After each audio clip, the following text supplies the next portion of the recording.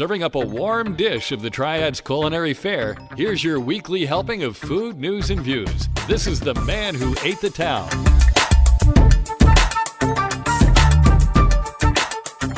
Hey folks, and welcome to episode 87 of the Man Who Ate the Town podcast. This is for the week of October 22nd through the 28th, 2018.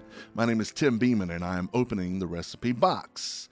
I'm recording this episode of the Man Who Ate the Town at the Lab at Industry Hill. It is a repurposed building on North Chestnut Street in the old warehouse district of downtown Winston-Salem. Now that we call this area Industry Hill, find out more by visiting industryhill.com. Well, Tim Johnson has taken on a few more jobs, being it personal training or voiceover work, and while he may be able to come on here and there, it looks like I'm either on my own or I have to look for another full or part-time co-host. Kelly is being worked up to 6 days a week at her job and still likes her day off, which I don't blame her, I get that. Part of the problem with the co-host spot is that I record it on Mondays around 3 p.m. I get it can be tough. If you or someone you know can spare 45 minutes on Mondays around 3 p.m. and loves food, the food around Winston-Salem, or just may know things about the local food scene, then I'd love to talk to you about being on the show. I don't like doing this by myself. I'm sure it's boring to you guys, and I would love a co-host to do it with. Okay, I found out one reason that Bahtmobile shut down.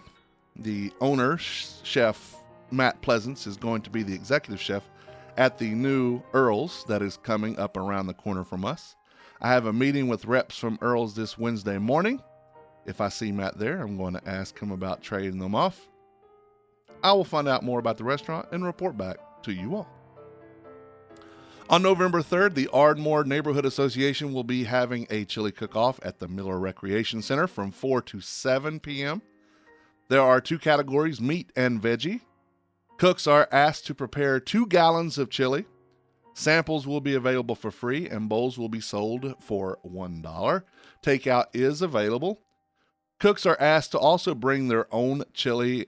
To bring their chili in a crock pot and supply their own ladles and extension cords. They are looking for more cooks right now. They have room for about 8 to 10 more. There is no entry fee, and there will be 3 $25 gift cards from Visa and 2 $25 Panera Bread gift cards. Yours truly will also be one of the judges, as will Mary Haglund from Mary's Gourmet Diner and Nikki Miller-Ka. So that's 3 fairly known food folk that will be doing the judging. Those who are interested in being a participant should contact Kathy Pierre, and that's Pearre at pierre.kathy@gmail.com. Well, a few weeks ago, I talked about Crazy Crab Seafood that is coming to the Old Hero House location on Peters Creek. I found out more, but granted, it was from Michael Hastings. Damn you, Michael. Just kidding. I love that guy. I just wish I had some access to the same folks he does. Just got to work on that. Anyway, Liming Zhang, Zhang, who owns a slew of Japanese restaurants and ice cream shops around the country, is opening the new restaurant sometime in November and is going to be a little different concept. According to Michael's article, it will focus on broiled instead of fried seafood, and all seafood will be sold by weight. Customers will choose their type of seafood, choose from a list of sauces or toppings, and choose how spicy they want it. Seafood will include tilapia, catfish, shrimp, lobster tail, and king crab. Sauces or seasonings include Cajun, lemon pepper, and garlic butter. Entrees will come with corn, boiled potatoes, and boiled eggs. Appetizers will include calamari, chicken wings, and oysters on the half shell. Also, from Michael Hastings on the seafood front, the old Hooters building off Haynes Mall Boulevard, as well as the old Hams building on Gate City Boulevard in Greensboro, will each be getting a red crab seafood restaurant. Its catchphrase is juicy seafood. I have to admit that juicy seafood doesn't really sound appealing to me. I think the concept is fine, but that phrase is a turnoff to me. Anyway, according to Michael, Thomas Wong, a partner in J&C Crab, who owns this company, said that the concept focuses on low country style beef seafood boils. Customers can order boiled snow crab legs, clams, shrimp, crawfish, lobster tails, and more, all served with corn and potatoes. Wong was quoted as saying, "When you enter the restaurant, the server will give you a bib, and the food comes in a hot steamed bag with the sauce already mixed in." And so most of our customers eat with their hands. Customers can also choose from such sauces as garlic butter and lemon pepper. The most popular sauce, Wong said, was the Juicy Special, which he described as a Louisiana Cajun-style sauce. The restaurant will have such appetizers as calamari and chicken wings, and there will be a variety of fried seafood baskets available too. Really, that doesn't sound much different than the crazy crab concept, does it? Anyway. Lastly, I ate at Zesto Burger and Ice Cream last week. It's in the former Church's Chicken on New Walkertown Road and 14th Street. I ordered the Chubby Decker and a dog. I wrote about the experience in today's blog post on the Man Who Ate the Town website. I encourage you to go read that, please. I'll say that Zesto is worth having, and Algernon Cash and his folks are doing a great job over there. Food holidays for this week. The 22nd of October is National Nut Day. In 1897, Ettore Hector Boiardi was born, better known as Chef Boyardee. In 1981, the FDA approved the artificial sweetener aspartame for tabletop use. We knew it in the 80s as NutraSweet, and today it just goes by aspartame. And I shouldn't have it, as most people shouldn't have it. It's a neurotoxin. It even says on most things that contain aspartame, it is a phenylketonuric, I believe. Phenylalanine is what it's called. So just be careful with it. On the 23rd, it's Boston Cream Pie Day, and Boston Cream Pie is not a pie. It's actually a cake composed of 2 layers of sponge cake with a layer of custard or cream filling, usually topped with chocolate. Boston Cream Pie is the official state dessert of Massachusetts. Also, it originated in the Omni Parker House in Boston, which I stayed in last month. So it was pretty good. National Canning Day is also the 23rd. On the 23rd in 1928, Hoburg Paper and Fiber Company registered the Charmin trademark for toilet paper, paper towels, and so on. In 1951, the Dial trademark was registered for bar soap.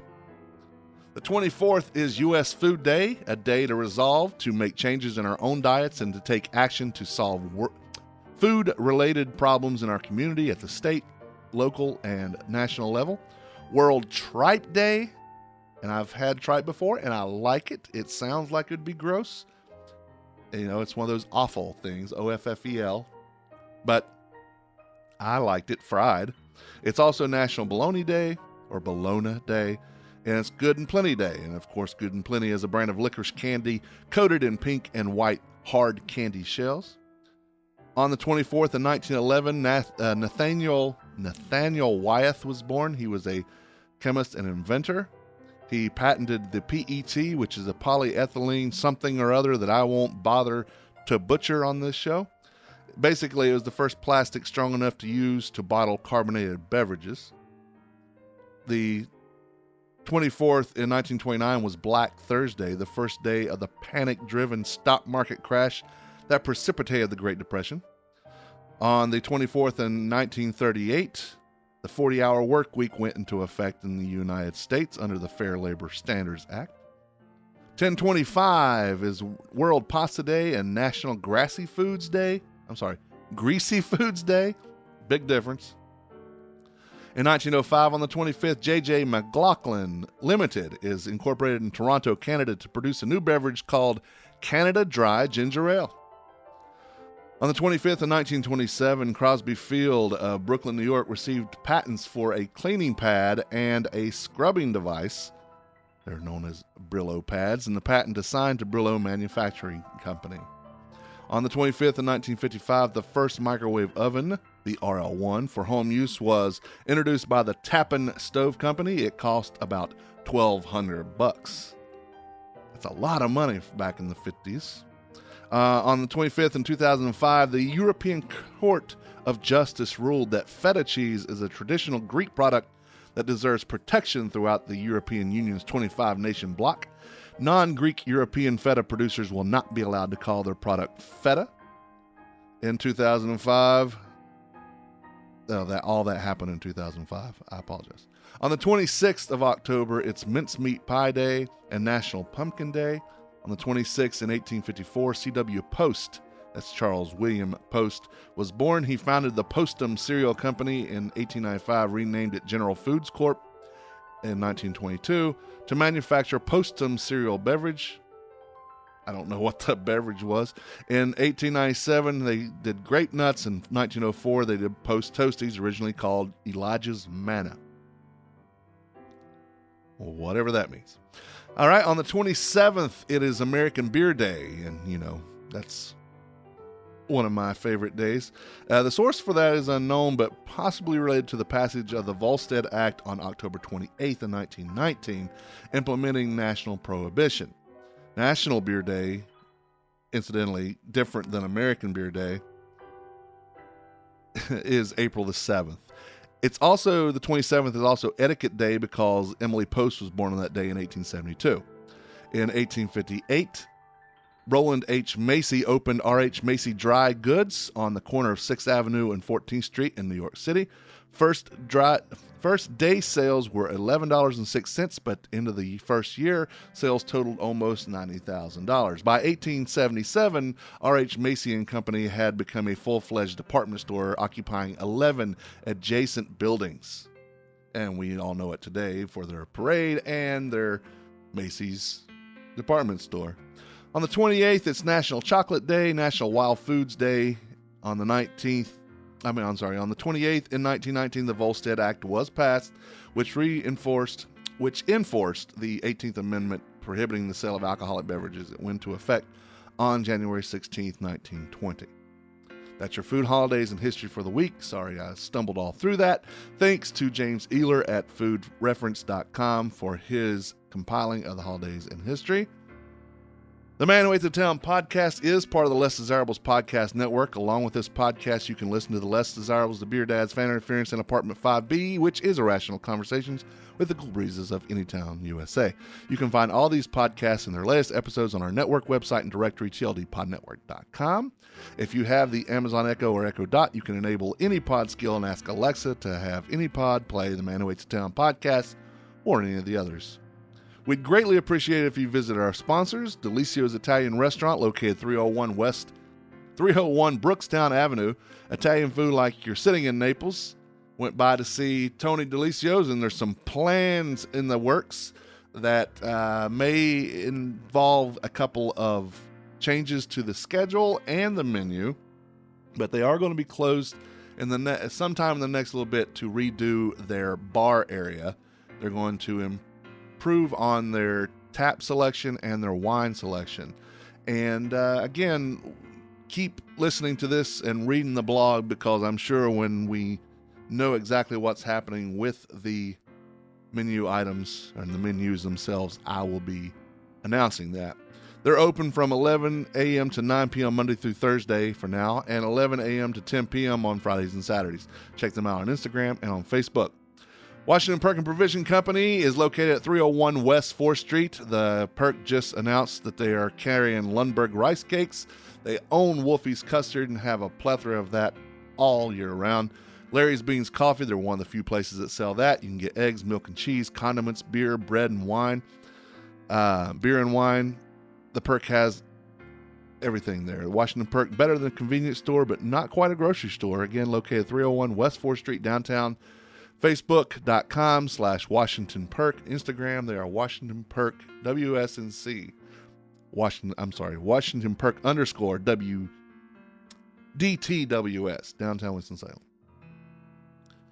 The Humblebee Shop is located at 1003 Brookstown Avenue in the west end of downtown. Visit for cookies, cakes, pies, and other dessert goodies made just for you.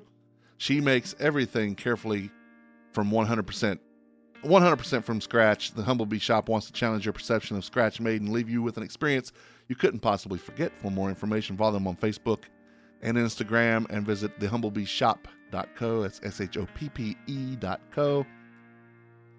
Keep an eye on my blog and the podcast to find out more about local food news and happenings around town. If you have any food news or are interested in being a co-host on this show, send me an email, tim@themanwhoatethetown.com.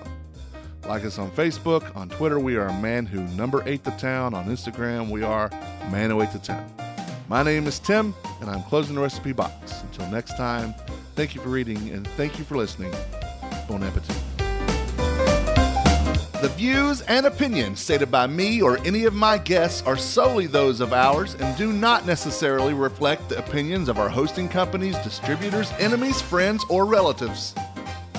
This podcast is copyrighted and cannot be reproduced or distributed without express written consent of the man who ate the town, that's me, and Such Limited Inc. However, if you ask nicely, we'll probably let you.